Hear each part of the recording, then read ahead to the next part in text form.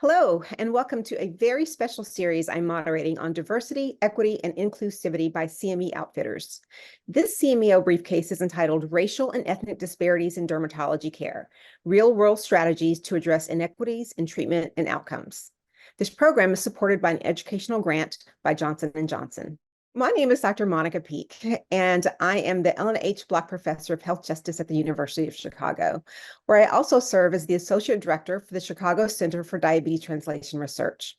I'm also the Director of Research for the McLean Center for Clinical Medical Ethics, also at the University of Chicago. I'm delighted to be joined today by my distinguished colleague, Dr. Candace Heath. Dr. Heath, would you mind introducing yourself for the audience today? Sure. Thank you so much for having me today. I am Dr. Candace Heath. I'm an adult and pediatric dermatologist, and I'm a clinical assistant professor, adjunct in the Center for Urban Bioethics at Temple University in Philadelphia, Pennsylvania. Thank you so much for joining us. So just to start, I want to note that this program was designed to build upon some foundational concepts that we've already covered in previous DE&I activities.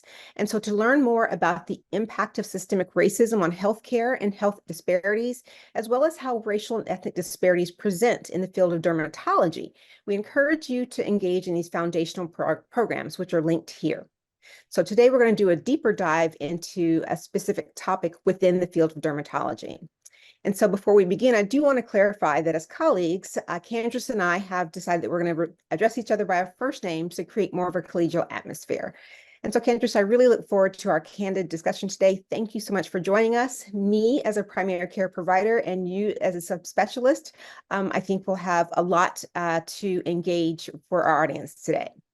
I'm going to start by reviewing our first learning objective for our program, which is to implement strategies to improve differential diagnosis and the acute treatment for patients with psoriasis, which is something that I see a lot in my practice. And so I'm really excited to be able to talk about that today. I want to start, though, this discussion by examining some of the social determinants or some of the drivers. We have lots of different names for this now of health, specifically for dermatology care. And so would you mind just kicking off the discussion for our audience today and talking about some of these relevant factors? Absolutely. I'm so happy that we're starting our discussion here. I think often this topic is an afterthought to say, well, wow, where did things go wrong? So I'm happy Yes. that we are talking about this at the forefront, even before we get into the clinical details about psoriasis. So just, for an example, when we think about some of the social determinants of health, we may think about access to care as one of the most common things that come to mind. But I hope that with the review of this slide, that the listeners will also be able to understand new things as well. So not only just barriers to access, like just not being able to, physically get to a doctor, but then to be able to think about some other things that contribute to those as well. So low health literacy, I think, is one of the things that people often don't think about. Even a lack of knowledge about the skin condition that they may have, and even maybe saying, is it really even beneficial for me to even seek care? So those are some things that may go through some of our patients' minds when they think about interfacing with healthcare in general. Not to include other things like socioeconomic stressors and just even having the time to see a doctor. All of those can contribute to being patients not even being able to get to us. The good thing is we do have some solutions on the horizon, and so there may be some barriers to awareness that can be addressed by educational materials, and even the clinicians who are joining in right now. We're part of the solution because we are seeking this as an educational opportunity for our patients to learn more about our patients. Barriers to access and assessment. Some of the solutions include, community health workers, which are becoming more and more integrated into our medical field at this time. Also, meeting patients where they are with telehealth, for an example. And finally, last but not least, even using other solutions to really address the acceptance and adherence that may plague some of our patients by using things like text reminders or educating people about how the insurance systems work. And this also is a great opportunity to have our community health workers also involved in the care team as well. Thank you. Candace. So important to highlight some of these points that are relevant for all of our care, but particularly for subspecialty care and dermatology, where people may think, well, it's just the skin, you know, how important can it be? It's not my heart. But we know that the skin is sort of the window into the rest of the body, and systemic disease can be manifesting there. And so it's important to address these barriers in all care, including dermatology. So thank you for that. Let's go ahead and jump right into a patient case and see how some of these things may play out. So can you start us off by presenting Miguel for our audience today? Sure. So Miguel is our first patient that we'll be talking about today, and he is a 16-year-old who is from Puerto Rico, and he identifies as Black Hispanic, and he is coming to the dermatology clinic after visiting the emergency department for a rash that he's had for about 6 months. And the rash primarily was on his elbows and legs, and it's really preventing him from being able to wear some of the types of clothing that he really enjoys wearing, like short sleeves or even just shorts. So those are the things that really triggered his visit for today.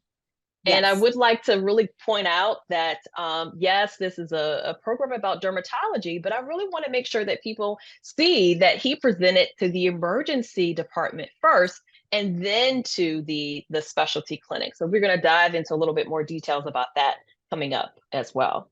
Absolutely. I was actually volunteering at a free clinic on Sunday, so just a few days ago, and someone came there for a dermatological problem.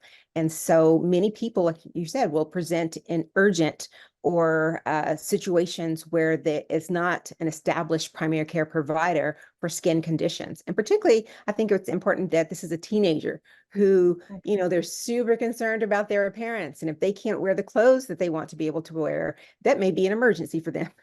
And so Right. it's important for us to be able to consider all of the things that Mhm. are relevant to people as they're showing up in our healthcare system. Right. And So even I would definitely want the clinicians to take note that this rash has been present for 6 months. six So months. it's been there for a long time, but yet the first stop is to actually go to the emergency department. As a teenager, you can't really bring yourself to the doctor's office, so you have to depend on a parent. So I wonder if maybe the parent has to work and not able to get to appointments. And so the emergency department, because it's always open, may be a way for people to be able to, get in and seek care when it's convenient for them economically. Exactly, exactly. So let's talk about some of the disparities when it comes to dermatology care for conditions specifically like psoriasis. So for psoriasis, I'm glad that we're talking about this topic because it's not one of the most common topics that people tend to think about in skin of color. But as we are going through and doing more research and what we're finding is that yes, psoriasis, although not talked about as often in the past, can certainly happen to people of color, and it definitely looks different.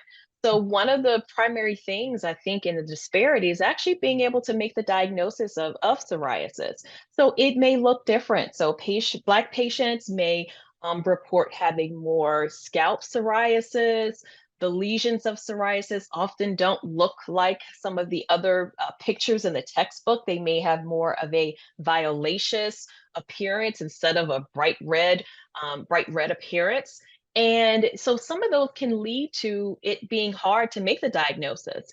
And even when the psoriasis areas get better, there may be pigmentation issues left over, whether it's dark spots or light spots. And that also becomes concerning for people who have brown skin, is really the pigmentation issues that are associated with having inflammatory skin disease. And when we think about other patients, of other ethnicities or other racial, groups that have self-identified, they may even in the literature have reported features that may be different. So, when we think about, categorization of people, we know that a lot of these things are, have been made up over time. But in the medical literature, that's often how some things are reported. And with patients of Asian descent, we know that patients of Asian descent can look like a variety of skin tones depending on what area they descend from. However, it has been taught that commonly Asian patients may have more small lesions of psoriasis as compared to very large lesions of psoriasis, and that may be one feature. Those of Hispanic ethnicity have been reported to experience more severe psoriasis as well as pustular psoriasis. So there have been some reported differences in the literature when it just comes to visually how to make the diagnosis and how is the condition going to look different. And of course, as a adult and pediatric dermatologist, I really can't let a slide go by without even mentioning that those in the pediatric population can even have psoriasis on the face. So that's often an area that we think about, oh, this must be atopic dermatitis. This certainly cannot be psoriasis. But people often forget that even teenagers, like our patient in our clinical case, they can have psoriasis as well. Absolutely. Keeping the differential broad. Can you talk about how some of the disparities in diagnosis you've seen in your clinical practice as people have referred patients to you? I think one good example, and is actually supported by evidence in the literature, that patients of color often are more likely to have a skin biopsy as part of their Mm. journey to getting a psoriasis diagnosis. And that is certainly true, even for me as a dermatologist. You want to say, okay, this is what it looks like, but let's just really make sure it's like, okay, yeah, here we have another another case of psoriasis. So it definitely is a condition that sometimes people, we have to take it a little bit step further to really confirm that diagnosis. But with all the passing time, that means that there's often a delay to the diagnosis of psoriasis. So Mhm. that means that if the diagnosis is delayed, then the proper treatments are delayed as well. And then the biggest, elephant in the room is that, even when patients do have psoriasis, even being able to get to a subspecialist who can prescribe more aggressive medications may be an issue as well. So Absolutely. there are layers and layers and layers that kind of go is becomes part of the story about why is that severity of disease that we see when they finally show up so severe. And I would challenge our listeners to really think about how we started our conversation off today. We started it talking about social determinants of health. And that's a great example of how access and socioeconomic issues may lead to that person showing up in front of you in a delayed presentation, but also the diagnosis can also further add to that delay as well. Exactly. And so it may be that Latinos don't have worse cases of disease. They just, by the time they're diagnosed, their cases have gotten worse because of the delays, et cetera. It's hard to know. Right, Okay. right, exactly. We have to keep that in mind. So let's go back to our case with Miguel and see how he's doing. Sure. So we are back to Miguel and his current medications. We think about, what he's on already. He reports on being on hydrocortisone, which was prescribed in the past by his primary care physician, and triamcinolone was added when he went to his recent visit at the emergency department. But he's tried them. They really have not been effective for clearing the rash that he has. On exam, it's noted that he has some diffuse dryness of the skin, as well as some plaques on the skin as well. So, kind of these thickened areas of psoriasis on the skin. And he just says, these areas just never go away. And I Mhm. think that's a great part of the history because, some skin conditions, they kind of move around. You may itch here, you may have a rash there that kind of moves around. But he's saying, look, these things just never go away regardless of what I put on. He's also asked family members, hey, what can I use on this? These other medicines are not working. But regardless of whether he's using a home remedy or if he's using the topical medications provided by the ER and also his primary, this rash is not getting better. So I'm glad that, Miguel found his way to dermatology. Absolutely. All right. So now that he's here in the dermatology office, let's talk about treatment. What works, and then what are some of the disparities that we've seen in treatment for psoriasis as well? Yeah, so the literature that's come out specifically, about psoriasis has been interesting, and we've touched on some of it. So access to care and wait time specifically for dermatology, maybe 3 to 6 months to even see a dermatologist. So that's a barrier. Also, there was a study that showed that Asian patients who have psoriasis, they time the visits with the clinic dermatologist, and they found that they experienced less face-to-face time with the dermatologist. And so that is definitely concerning, because we're prescribing all these medications that have a that definitely deserve a conversation, and to see that some patients don't really have that robust of a visit can also that's something to kind of make us think, to say, wow, we need to make sure that all of our patients understand what's happening and fully have all of their questions answered. And thirdly, people of color are more likely to be given topical treatments, like the patient in our case today, Miguel. So we're going to talk, in the slides to come, about some other things that we can do for Miguel. But often topical medications may not cut it for moderate to severe psoriasis. And there are tons of biologic medications available. So it's not that they're not available, but there's something going on where we're not making that leap to get the patient's more aggressive treatments, specifically biologics. And then finally, when we talk about patients, when they actually do get, when Black patients do receive biologics, they may be given less information, less education about the different treatment choices. And also there may be an issue, even with health literacy about, how is this drug going to get covered, and how do I navigate this system of prior authorization, et cetera.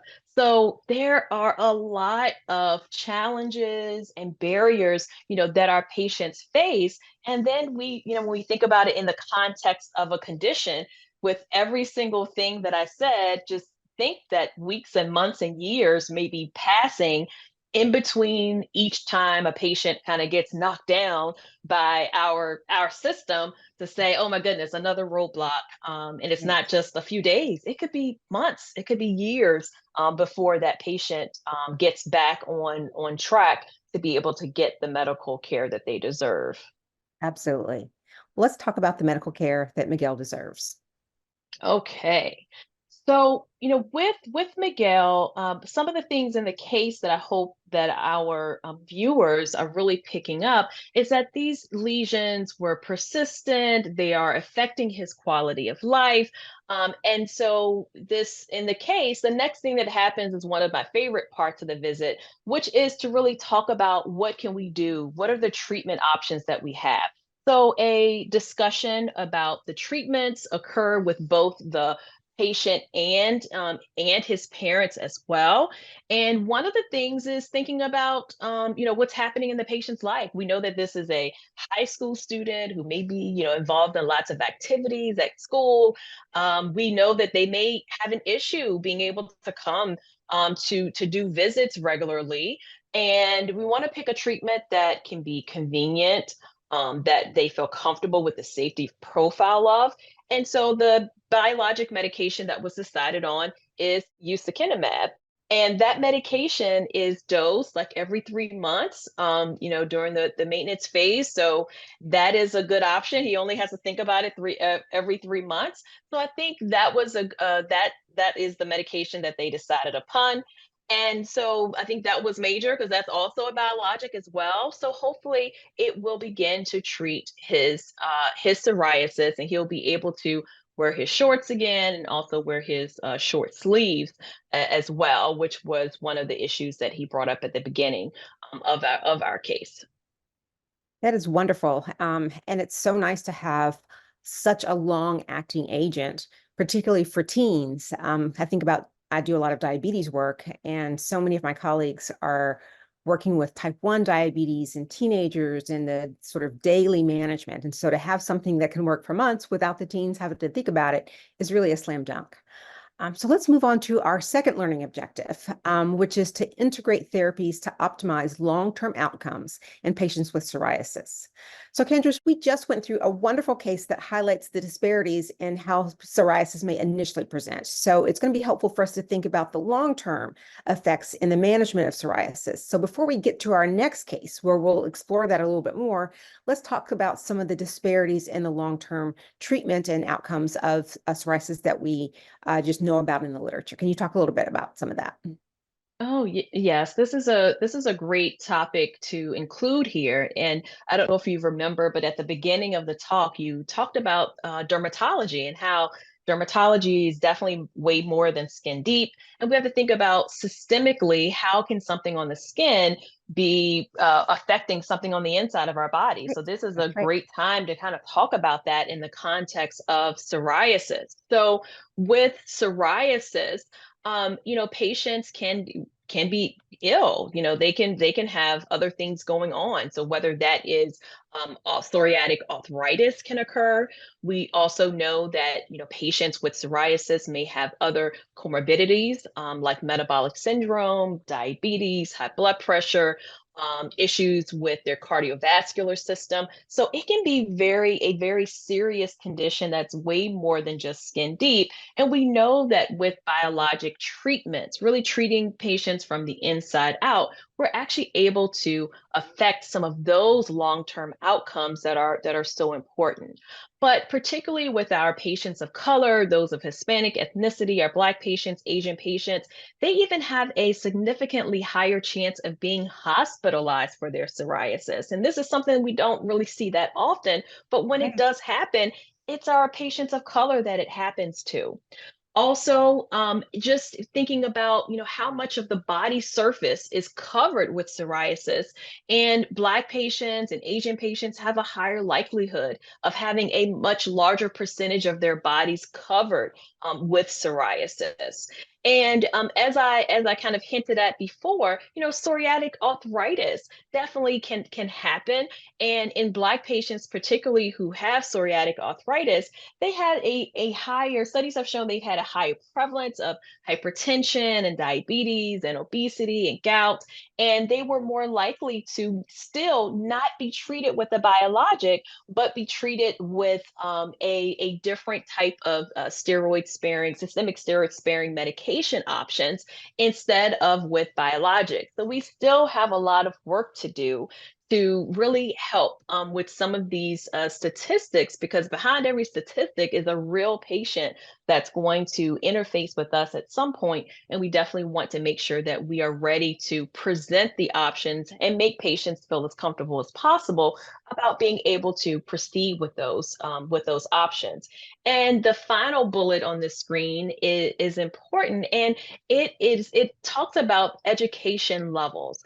So we think about some people here in the US specifically who have really faced a lot of hardship when it comes to education. And a lot of those patients, they come from communities of color. So that lower educational attainment has definitely been associated with increased disease severity.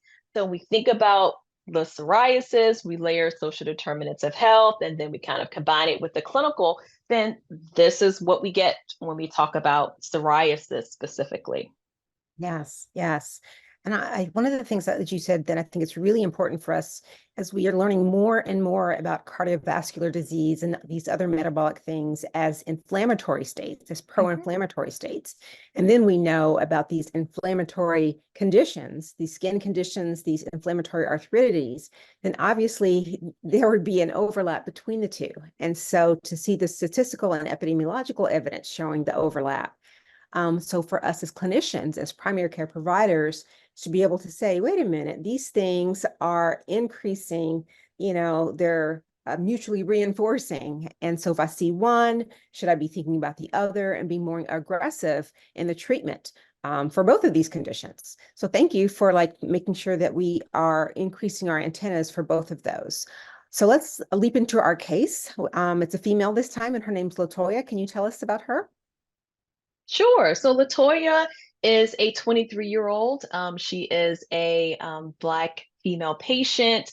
She works full time and she was diagnosed with psoriasis in the past. And currently, she's on a topical combination agent with betamethasone, which is a strong topical steroid, and also calcipotriene. And she is here to get a second opinion because she really just didn't feel like her symptoms were being well controlled with her previous clinician. And so she's just here to talk about some other ideas, next steps, kind of get an evaluation to see, what we think about her skin today. Great. So based on her presentation, it sounds like she might benefit from stepping up her medications. Can you talk to the audience about disparities in the management of more complex psoriasis? Sure. I think it's important to, kind of listen to our patient. So Latoya just basically said, she just didn't feel like things were right. Seems like there was some sort of disconnect that she felt that she was trying to get more or needed more out of the visit. And I hear that time and time again on a daily basis. So the disparities in the management of complex psoriasis really speaks to that feeling.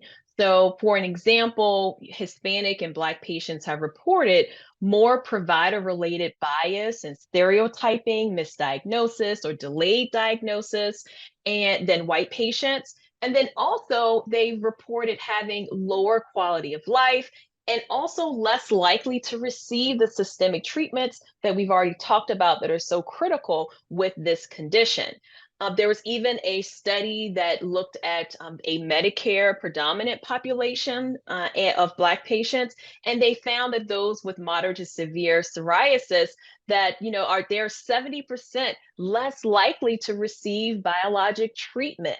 These are huge numbers. So as a researcher, I think about this and it's like, okay, we still have a lot of work to do, A and to lot, really understand 70%. that is 70% less likely to receive a biologic treatment. So we really need to dive a little bit, not a little bit, a lot Lot. deeper, into that. That goes beyond, our webinar today. But just to think, if you have a patient who has a skin condition like psoriasis, and you know about the systemic implications of that, definitely do what you can to get the patient to seek specialty care and really have that conversation. Sometimes with patients, it may take me more than one conversation of discussing what the options are to actually get them on board with trying the treatment. And that is totally okay too. Great. Well, let's talk more about LaToya and her management and catch us up on how she's doing. Sure. So, Latoya, one of the things that she was most concerned about is that her rash was really spreading.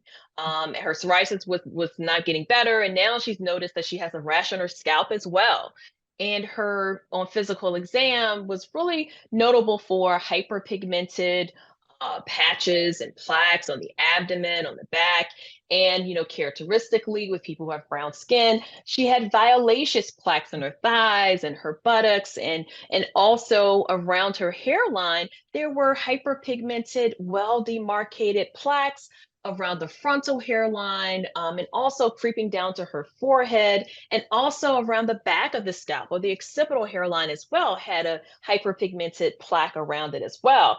And as we began to really talk about how this is affecting her, she talks about how she's very active and she swims 3 to 4 days a week, and she's now having to face questions with people who are often also at the pool to say, what's going on with your skin? What is that? And now it's around her. It's peeking through, the scalp lesions are peeking through her swim cap that she says she has to wear because she's like, this really protects my hair. I have to wear this swim cap.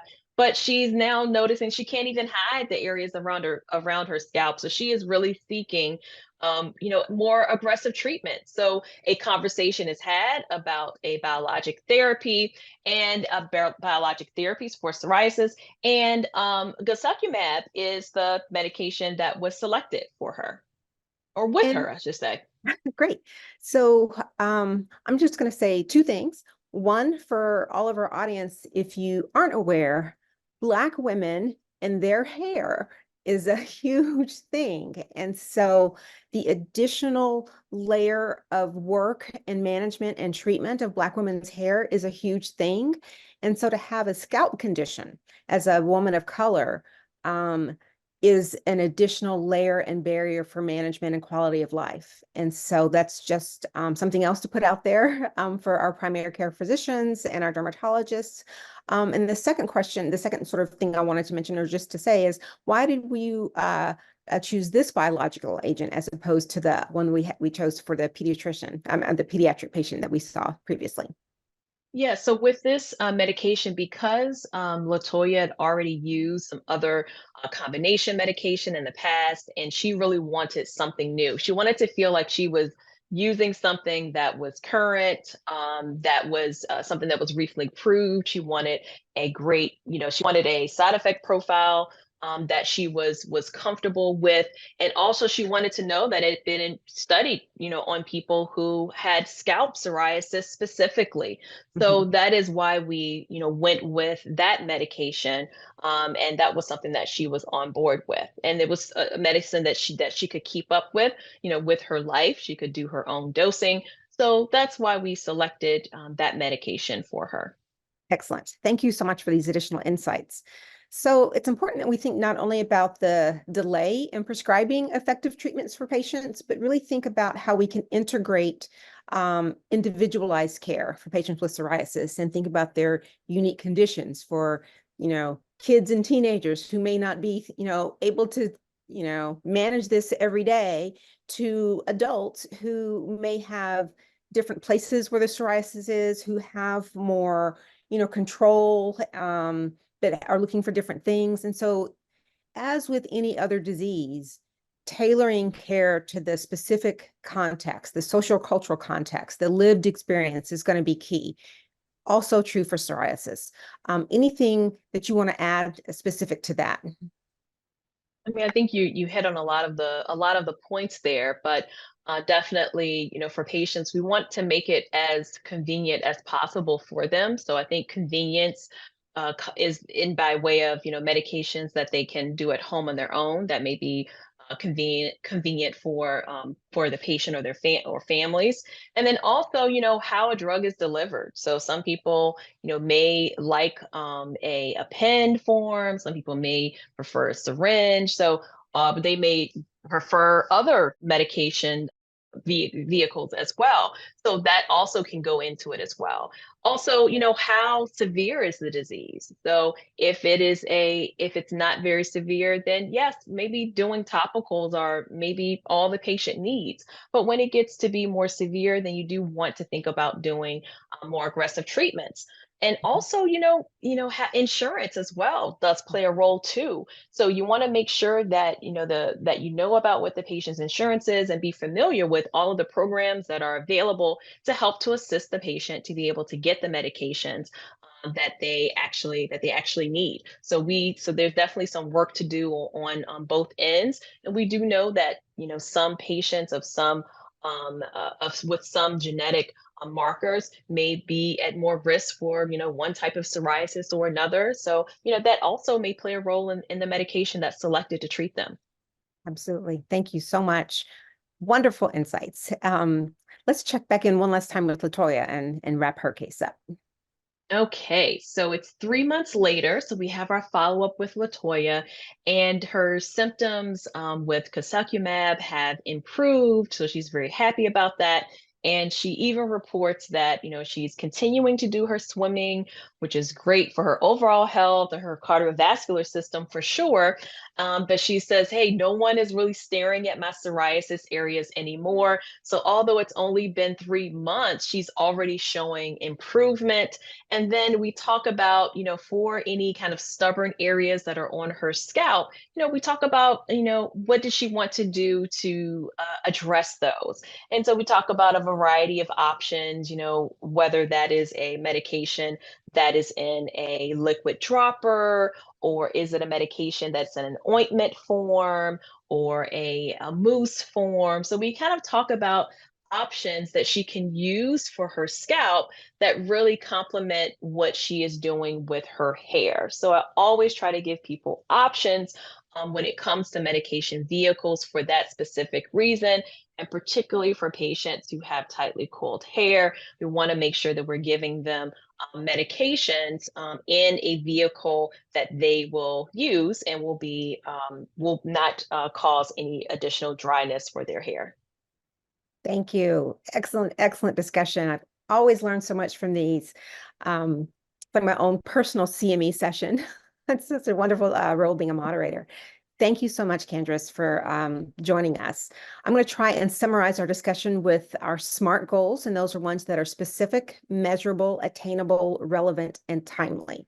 So this is what I hope our audience can take away from this presentation and apply to your own practice. So first, to identify the impact of social determinants or drivers of health and dermatology care. Second, to identify disparities in the diagnosis of psoriasis, especially in patients from racial and ethnic underserved populations with diverse skin presentations.